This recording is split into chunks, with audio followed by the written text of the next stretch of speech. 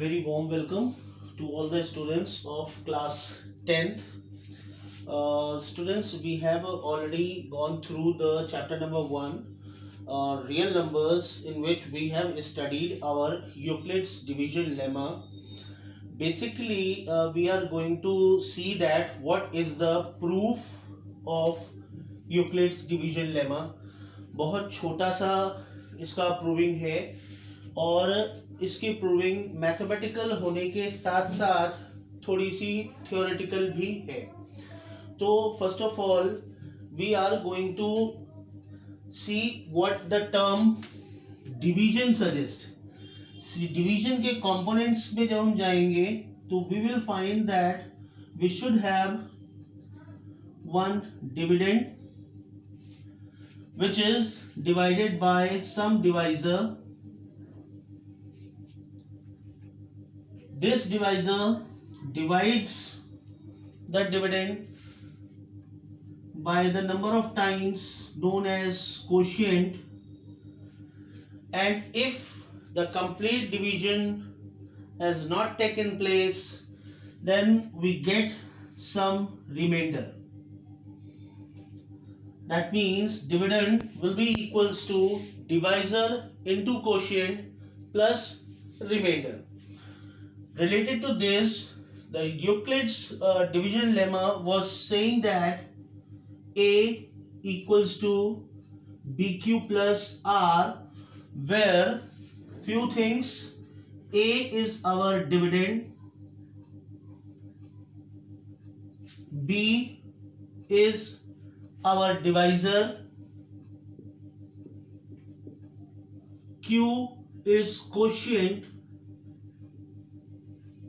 and R is remainder. So we have got this A equals to BQ plus R. Students, यहाँ पे जो हमारा R आया हुआ है, R means whatever the remainder we are getting, this remainder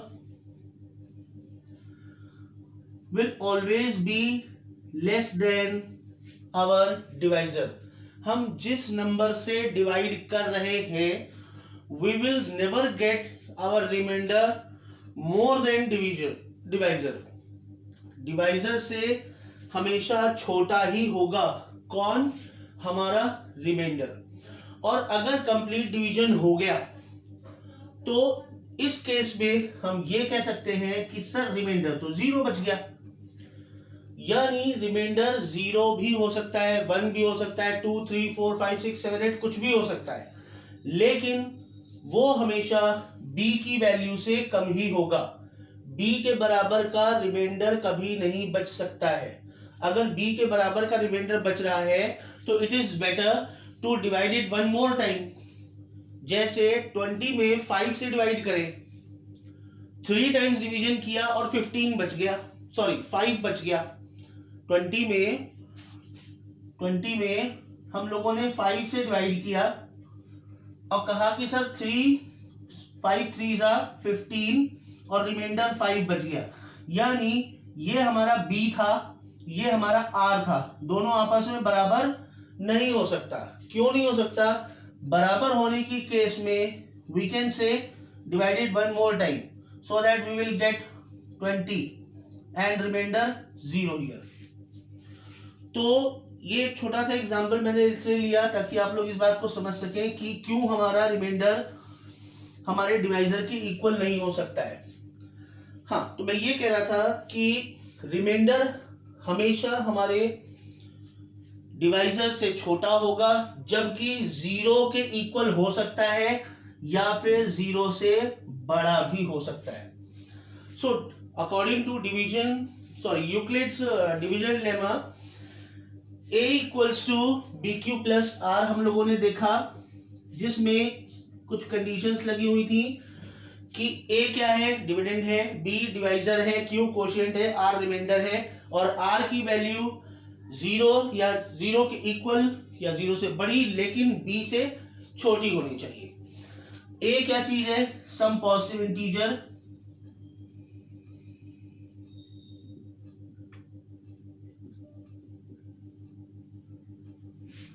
B is also some positive integer. अब एक छोटा सा इसका प्रूफ आपको देने जा रहा हूं। A and B are two integers such that A upon B where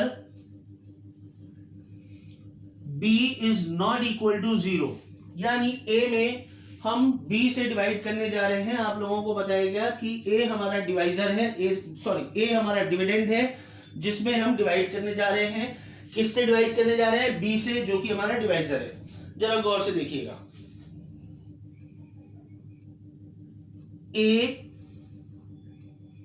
को डिवाइड किया हमने B से, Q टाइम्स डिवीजन गया, हमें मिला क्या? B into Q, BQ। इसको हम माइनस करते हैं और हमारे पास रिमाइंडर बच जाता है। इस रिमाइंडर की वैल्यू कितनी होती है? इस रिमाइंडर की वैल्यू हमेशा उतनी होती है जितना A में से इस BQ को माइनस करने पर बचता है। इस रिमाइंडर की वैल्यू हमेशा उतनी होती है जितना A में से BQ को माइनस करने पर बचा। BQ को ट्रांसपोज करके ले आइए तो R plus BQ will be equals to A, या फिर Euclid's division lemma is proved now, BQ plus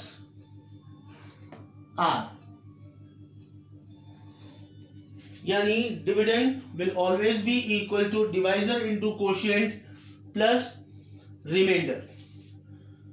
students, please go through all the things once again, specially यहां से इस चीज को आप डिवीजन के माध्यम से मैंने जो चीज समझाने की कोशिश की है कि A और B पॉजिटिव इंटीजर्स हैं और उनकी सिचुएशन कैसी है। A अपॉन B अगर हमारे पास में है जहां पे B 0 नहीं है, तो हमने क्या किया? A में B से डिवाइड किया, A में B से डिवाइड किया। सपोज करिए Q times quotient, Q times division हो रहा है, तो यहाँ पे क्या आएगा? B इंटू Q BQ, और यहाँ इस स्टेप पे हम क्या करते हैं? सब्ट्रैक्ट करते हैं। A में से हम BQ को सब्ट्रैक्ट करेंगे तो हमारे पास जो भी बच रहा है उसी को हम रिमाइंडर कहते हैं। वो रिमाइंडर कितना होगा? वो रिमाइंडर उतना ही होगा जितना A में से BQ को सब्ट्रैक्ट करने पर बचा, यानी R will be equals to A minus BQ।